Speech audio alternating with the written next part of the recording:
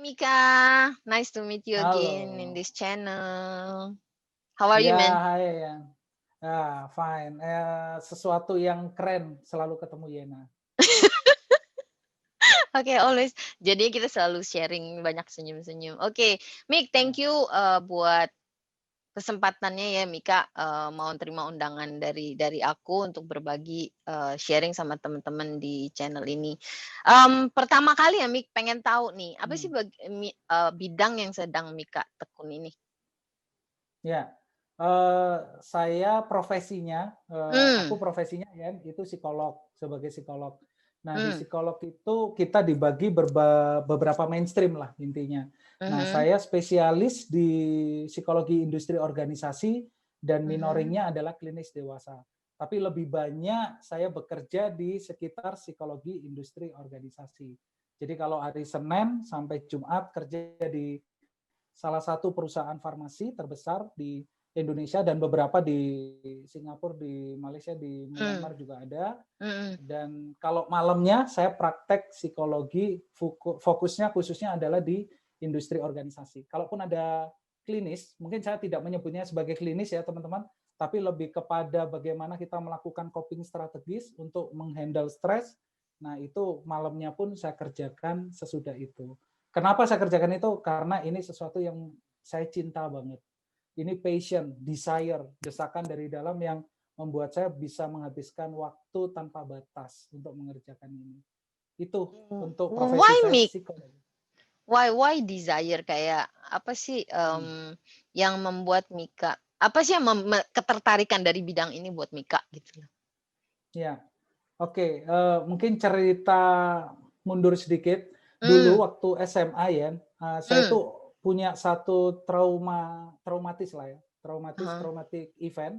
Jadi waktu itu saya nggak bisa dekat dengan wanita, intinya begitu. mhm. Terutama pokoknya kalau sama cewek segala macam tuh sampai nervous banget. Nah, satu Jadi singkat cerita, keluar biji-biji jagung tuh ya? benar, benar, benar, benar, benar, benar. Oke, oke. Dan yang luar biasanya lagi waktu itu saya di IPA ya, jadi kalau di Indonesia itu ada IPA IPS gitu lah ya. Bener. Jurusan IPA, saya masuk di IPA dan pinter banget lah intinya. Satu Mhm, ketika diminta guru untuk maju ke depan menyelesaikan perhitungan waktu itu sinus apa segala macam kayak gitu-gitu. mmm, Nah, ya Mika silakan maju. Waktu itu saya maju ke depan. mhm. Nah, di sana waktu itu di kelas itu ada wanita paling cantik di sekolah itu. Wanita paling Uh, cantik, rambutnya panjang. Nah, dia duduk di depan saya dan dia sedikit agak bandel lah, teman-teman. Nah, singkat oh, cerita, rambutnya itu apa ya namanya ya? dikibaskan. Dihempaskan. Nah, Mhm, dihempaskan pas kena ke wajah saya. Dia tahu saya benar-benar nggak siap dengan wanita segala macam gitu, nervous mmm, banget. Singkat mmm. cerita, kena saya itu langsung konsentrasi buyar. Di Ayo, depan, oke. aku nggak bisa kerjain matematika atau apapun perhitungan itu. Ah, Saat itu trauma. Dan pada saat itu berpikir, saya kuliah apa ya waktu di perhentian SMA. mmm, Diajak obrol orang tua saya, papi lah, papi saya. mhm, mhm, Dan waktu itu pengen jadi militer, tentara, tapi papi saya bilang, mmm. are you sure? Kamu yakin bener kamu pengen masuk itu? Enggak juga sih, keras sih. Tapi diajak putar-putar ke kampus sampai singkat cerita ketemulah psikologi itu dan saya bilang wow enak banget. Waktu itu papi saya Mmm, bilang kalau kamu pengen masuk pilih jurusan ayo mmm, kita main ke kampus-kampus yang memang waktu itu dipandang dan oke lah gitu. Waktu mhm, itu di mhm, Surabaya Universitas mhm, Erlangga. Datang diajak putar terus sempat ngobrol dengan beberapa mahasiswa dan saya sempat sharing saya trauma kalau dekat sama cewek segala macam. Kamu masuk psikologi, kamu nanti bisa begini begini begini. Sampai saat itu saya hanya berpikir masuk mhm. psikologi untuk menyembuhkan diri saya supaya saya confident, tidak lagi takut ketika berhadapan Ah, dengan wanita. oke. Tapi tidak hanya berhenti sampai di situ. Ternyata di Mhm, semester kedua, semester ketiga, semester keempat, saya menemukan keindahan psikologi. Selama ada manusia, di situ kita bisa belajar tentang paradoks, paradigma, bagaimana membaca manusia, bagaimana memahami manusia, dan di situ saya mulai jatuh cinta karena manusia itu kompleks. mmm. Itulah yang membuat saya desire karena saya bisa melayani, membantu banyak orang melalui memahami manusia itu sendiri. Itu ya. Wow, so sweet Udah ya. selesai ya? Oh belum ya? Belum, belum, belum, belum. Tapi Mik, Ya, ya, ya. Tadi Ya. di awal Mika ada ngomong kan ada 4 mainstream tuh di psikologi kan. Probably, Ya. mungkin Mika bisa share buat teman-teman in case ada yang anak-anak muda nih ya yang pengen, Ya. kayaknya psikologi menarik nih." Boleh nggak di-share, Mik? Ya, jadi bukan 4 teman-teman, ada banyak Oh, ada banyak? urutannya, Ups. ada banyak. Tapi besarannya nggak udah dimakroin. Jadi Mmm, buat teman-teman semua yang tertarik dengan dunia manusia, cara mhm, berpikir kognitif, afektif, cara merasa, bagaimana mereka bertindak, motif, semua hal tentang manusia, teman-teman harus masuk ke jurusan psikologi. Di psikologi ada banyak macam rupa keahlian. Yang pertama ada mhm, industri organisasi, fokus kepada masalah-masalah perilaku organisasi dan manusia di dalamnya. Kedua, mhm, ada yang namanya klinis, psikologi klinis. Klinis mmm, ini fokus kepada abnormalitas pada individu yang terjadi dalam diri kita. Itu ada mmm, anak, ada remaja, ada orang tua, bahkan yang mmm. manula, gerontologi, itu pun juga dipelajari. Lalu ada Wow, psikologi oke. pendidikan, fokus kepada bagaimana pendidikan, men-setting Mhm, kurikulumnya, bagaimana kurikulum itu dipastikan sampai ke anak, itu adalah psikolog pendidikan. Ada psikolog sosial, psikolog yang terutama di tengah pandemi saat ini, dia memperhatikan bagaimana perilaku sosial, kehidupan masyarakat, kebijakan-kebijakan dalam government policy apa yang ditentukan berdasarkan dari aspek studi sosial. Psikolog oh, sosial. Lalu ada psikolog eksperimen, ada psikolog militer, ada psikolog forensik. Psikolog forensik fokus pada bagaimana dia bisa membuat, terutama mhm, di ranah hukum, untuk mhm, memperjelas dengan keahlian dia untuk memetakan baik dari motif, dari bagaimana status pasal-pasal diterapkan secara hukum. Jadi luas sekali. Tapi pastikan teman-teman kalau join dengan jurusan psikologi, pastikan satu dulu, cinta dengan sesuatu yang sifatnya berbagi, memahami manusia atau memahami orang, karena core dari atau backbone-nya dari psikologi adalah mempelajari manusia. Psikologi, psyche, logos, artinya psyche, soul, jiwa. Logos ilmu, ilmu jiwa. Itu. wow, Mika, oh my God, Dokter Mika. Oke, Dokter Mika, kenapa akhirnya dari ingin memperdalam ke psikologi, ya maksudnya ngambil, Ya, spesialisasi lah gitu, kenapa, Mik? Interesting, ya, personally aku pengen tahu pas denger, "Wah, Mika graduate profesor man." Cie, why, Mik, why? ya, ya. Doktor S3. Ya. Mhm, mhm. Eh, Pertama kurang kerjaan. Oh my gosh. Ya, ya, enggak. Mungkin Oke, teman-teman di sini oke. pada lihat, oh ini kurang kerjaan benar sih. Udah. Saya kerja di industri perusahaan ya, teman-teman di perusahaan. Dan umumnya kalau orang kerja di perusahaan jarang mengambil sampai jenjang S3. Kecuali dia akademis, dia peneliti. Peneliti Benar, membutuhkan karena systematic thinking-nya yang benar. dibutuhkan di situ untuk melakukan diagnosa atau melakukan metodologi intervensi. Nah, kalau dia apa namanya akademis itu dibutuhkan untuk memang karena dia adalah pengajar. Nah, kenapa ini kerja di perusahaan pada akhirnya mengambil sampai dengan jenjang itu? Tadi Mhm. pertanyaan itu bukan, Jen? Iya, iya, Benar ya? terkejut Ya, ya, kenapa sih sampai ingin ya, mendalami loh? Mhm. ya. Nah, kenapa saya ingin mendalami? Pertama, cita-cita saya adalah ingin melayani jauh lebih luas. Artinya apa? Saya tidak ingin menjadi karyawan seterusnya. Itu sebabnya kenapa Mmm, saya mendalami sampai S3. Pertama, untuk mendalami magisternya, masternya, atau mmm, profesi psikolognya, bener, untuk saya bisa berpraktek sebagai psikolog dengan surat izin praktek psikolog yang ditentukan oleh di Indonesia, kebijakan Indonesia. Kedua, mmm, kenapa saya mengambil S3? Karena saya ingin menciptakan satu ruang usaha, satu bisnis, satu layanan. Bukan hanya bisnis ya, mmm, tapi pelayanan psikologi yang fokus pada mental health, dan saya bisa membantu banyak orang sehingga saya tidak hanya punya izin license dalam mengajar atau dalam berpraktek, tapi saya juga mhm, memahami ilmu yang sebenar-benarnya. Jadi saya mmm, pengen, misalkan saya keahlian saya di stress mhm, management atau mhm, stress appraisal. mhm, Bagaimana sih stres itu sesungguhnya dibangun misalkan dalam konsep Lazarus Folkman.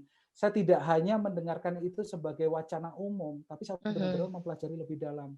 Sehingga ketika saya menerapkannya, ketika saya tidak menjadi karyawan, punya bisnis mhm, sendiri, saya bisa menerapkannya dengan benar dan tidak sekedar hanya ya iseng-iseng aja pengen punya gelar doktor.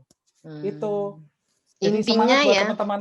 iya, iya, intinya adalah, awal pertama mengambil jurusan psikologi ingin, menanggulangi masalah pribadi, terus kemudian, ingin mendalami adalah karena ingin memberikan kontribusi, ingin men-sharing-kan ke teman-teman. Wow, such a privilege to have you as my friend, Mika. Oke, terus Mika backtrack nih, backtrack. Ya, ya. Probably Mika bisa share ya, apa sih challenges-nya dari, atau tantangannya, sorry kebiasaan nih. Apa sih tantangannya ngambil dari awal tuh, Ya, sarjana ya, terus habis itu ya, master, terus psikologi. Apa tuh tantangannya sepanjang jalan? ya. Tantangan yang mungkin juga akan dihadapin semua teman-teman ya, Yan. Yang pertama Agree, adalah agree.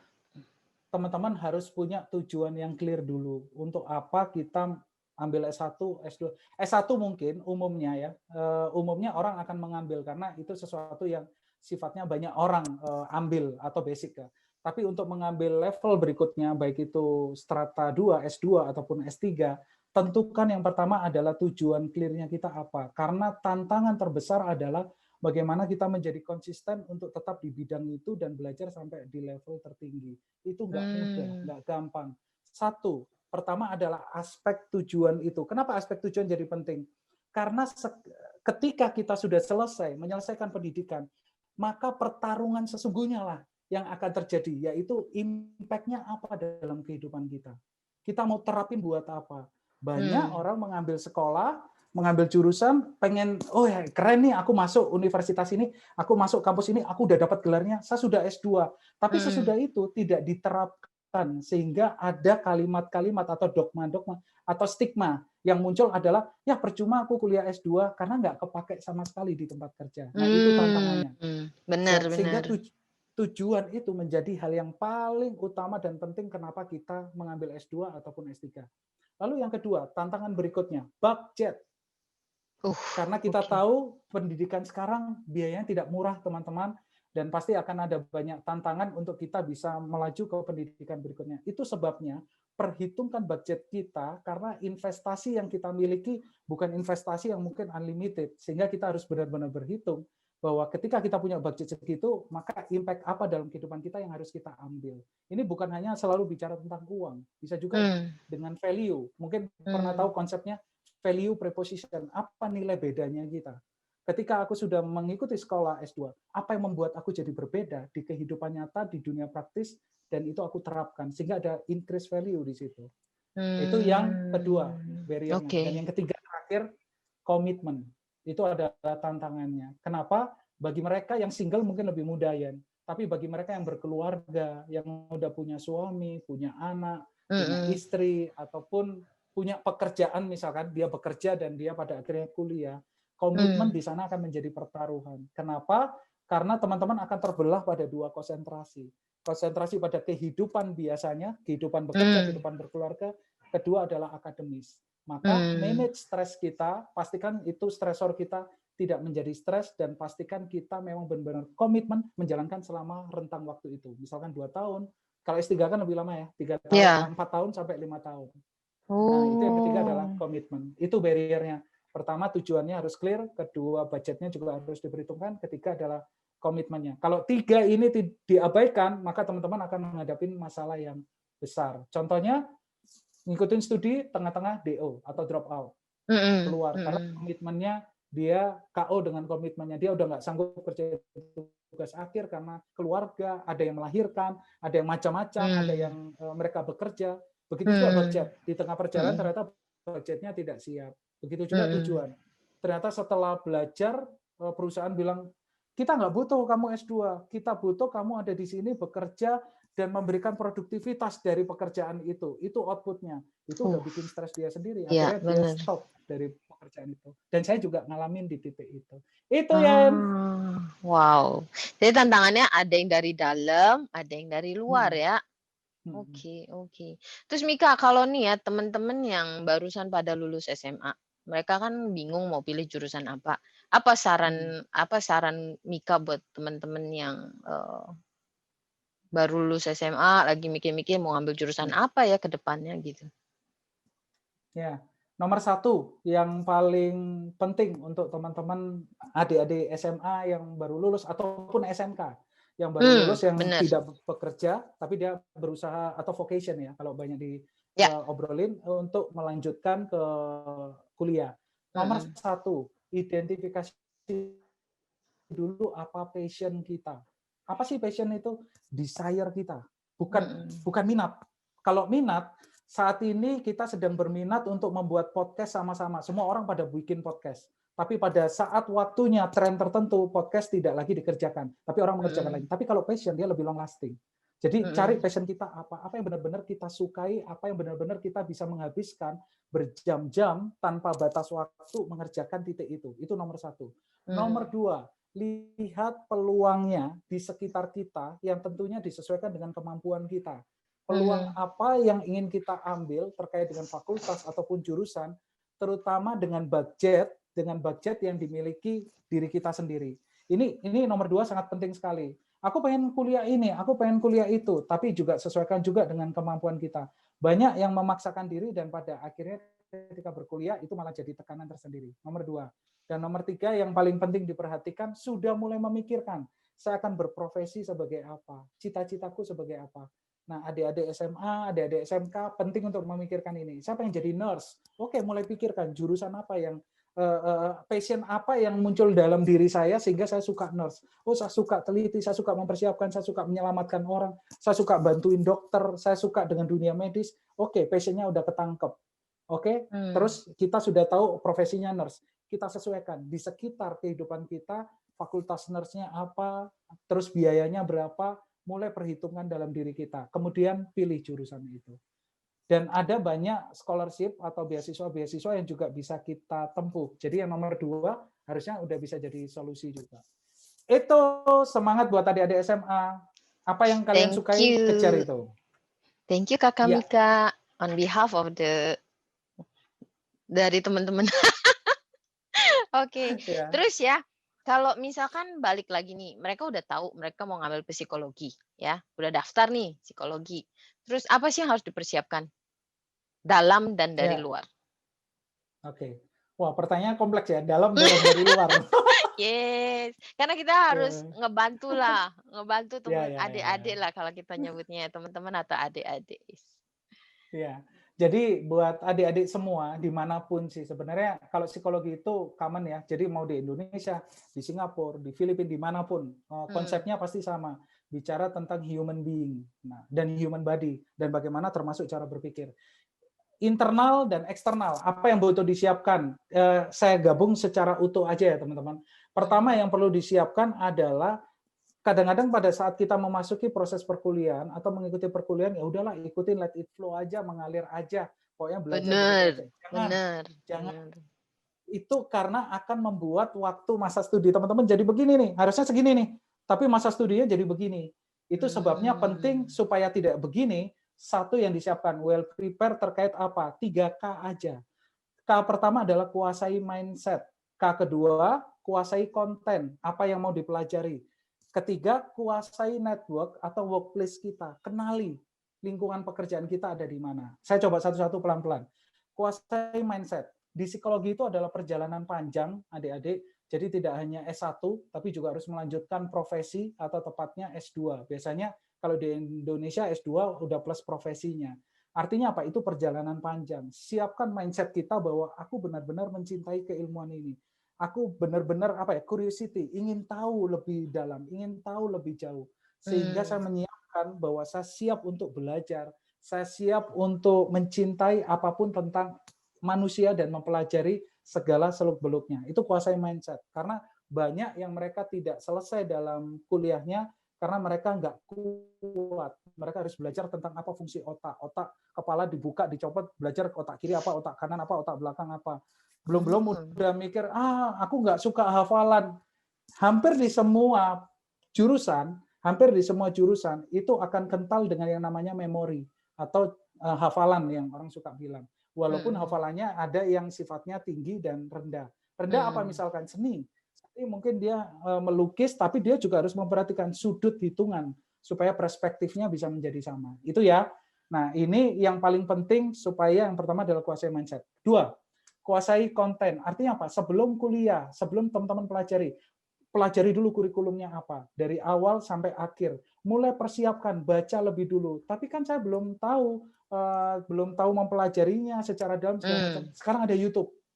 Termasuk YouTube-nya Yena. Itu boleh diakses karena informasinya banyak banget tentang sesuatu yang saintifik, ya, atau tips-tips yang seperti ini. Jadi teman-teman pelajari dari YouTube, podcast, Instagram, gunakan sosial media untuk membangun mimpi teman-teman, bukan untuk membangun hoax. Jadi Membangun untuk hoax, membangun, NO. iya, Ya, NO. ya. Jadi membangun mimpi teman-teman supaya teman-teman dapat informasi. Itu kuasai konten. Karena dengan teman-teman menguasai konten dan mempelajarinya, teman-teman akan lebih mudah sebelum masuk ke ruang kuliah untuk menyerapnya lebih dulu dan lulus ujian. Dan yang terakhir, kuasai network atau workplace. Ini penting banget ya. Kenapa? Kebanyakan mereka yang kuliah, ketika sudah menghabiskan serius waktu mereka belajar dan kuliah, mereka lulus, mereka nggak dapat kerja. Atau kedua, mereka nggak siap kerja. Kenapa mereka nggak siap kerja? Karena ada gap kompetensi di sana. Dunia bekerja sangat berbeda dengan ketika kita dunia belajar. Benar. Dunia belajar bicara tentang theoretical, conceptual framework, bicara teori-teori yang dirangkai jadi satu. Dunia praktis tidak lagi bicara teori, tapi implementasi. Bagaimana kita melakukan, bagaimana kita bisa mencapai output. Sehingga kita butuh bridging. Bridgingnya apa? Ketika sejak dini, yang ketiga, kuasai workplace atau network artinya apa? Banyak-banyak magang, banyak-banyak main. Oh, saya belum bisa magang, masih semester 1, 2. Banyak-banyak diskusi dengan mereka yang sudah berprofesi sebagai itu melalui live Instagram, podcast. Teman-teman boleh bikin podcast, live Instagram, wawancarai mereka. Pelajari bagaimana mereka bekerja. Karena ketika kita bekerja itu ada dua, teman-teman. Bukan hanya ilmu, tapi juga ada yang namanya art, seni. Nah, seni ini yang harus dipelajari dengan bersentuhan dengan lingkungan kerja kita. Itu Yen. Oh, durasimu kok ambil tuh. Set. Mantep banget ngobrol sama Mika. Last but not least, Mika, pertanyaan terakhir nih. Siapa sih sosok mentor ya, kalau kita menyebutnya mentor ya, yang Mika idolakan, probably, atau Mika jadikan tempat untuk bertukar pikiran? Ya, ini terkait profesi atau sejak seluruh kehidupanku, Yen? Mungkin karena topik kita adalah psikologi ya, probably profesi more. Ya, oke.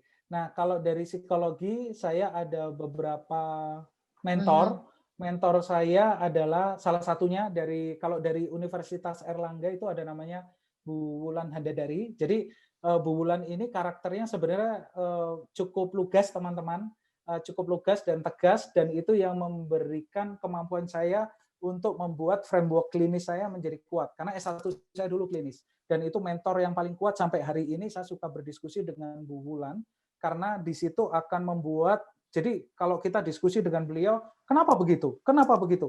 Nggak bisa oke, kita tetapkan ini. Nggak bisa langsung iya. Jadi why? Dia akan terus di-inquiry.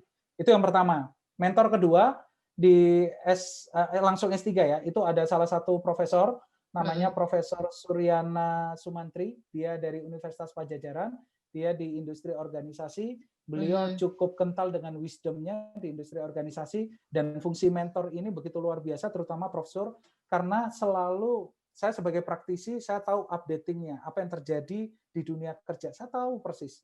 Tapi bagaimana saya menerapkan dengan tahapan yang benar, langkah yang benar, ketika saya menerapkan dan mempraktekkan psikologi. Maka saya banyak berdiskusi dengan Prof. Suryana Sumantri ini, supaya saya tidak keluar dari track-nya. Sehingga saya tahu bahwa, oh, teoretikalnya benar nih, metodologinya benar nih. Sehingga ketika saya terapkan di dunia praktis, saya tidak keluar dari code of conduct-nya. Itu adalah mentor-mentor saya. Dan satu lagi, Yan, kunci mentor itu penting, adik-adik dan teman-teman, usahakan walaupun mulai SMA ataupun SMK, ketika teman-teman mau ke kuliah, cari mentor. Karena mentor itu membuat sesuatu yang di depan kita digambarkan menjadi lebih dekat here and now, saat ini. Sehingga kita memiliki pembayangan sebelum kita sampai di sana. Dia akan membantu kita untuk membuat planning dan blueprint sampai ke masa depan. Walaupun masa depan belum terjadi, ada perubahan globalisasi, shifting, tapi paling tidak kita bisa secara presisi menggambarkan kita mau pergi ke arah mana. Karena mentor itu sudah melalui jalan itu. Jadi peran mentor sangat penting. Dan senang dengan pertanyaan Yena, siapa mentor kita dan apa fungsinya mentor, karena mentor itulah yang membuat kita mampu melihat jauh, lebih detail di masa depan. Itu Yena. Tapi Mik, ada satu, sorry Ya, ya, additional pertanyaan tambahan. nggak apa-apa. Gimana caranya meminta orang lain sebagai mentor? Cakep. Hmm. Ya, ini pertanyaan epik nih. Mm-mm. Gimana caranya kita bisa meminta seseorang untuk bersedia mau menjadi mentor? Pertama, pastikan teman-teman punya kesamaan passion atau minat lah. Kalau passion ngebayanginya jauh, minat. Itu akan memudahkan kita untuk meminta beliau menjadi mentor. Karena beliau tahu bahwa kita punya minat yang sama dengan dia. Dengan kita menjadi mentee atau kita adalah anak dari mentor beliau, beliau juga akan merasa senang bahwa aku mentorin anak ini, maka anak ini akan membantu aku untuk memperdalam keilmuanku yang di sini sebagai subject matter expert. Contoh, biasanya mentor-mentor itu punya research. Nah, dengan kita minta dia jadi mentor, kita akan diminta bantuan untuk bantuin riset dia juga. Secara nggak langsung, mentor ini juga bisa memperdalam riset itu. Itu pertama, minatnya kondisikan sama. Dua, pastikan mencari mentor yang tidak jauh, tapi mentor yang dekat dan mentor yang memiliki waktu banyak pada kita. Artinya apa? Jangan mencari mentor yang begitu sibuk dan padat. Saya pastikan itu pasti ditolak. Tapi pastikan cari mentor, dalam kehidupanku siapa sih yang paling dekat?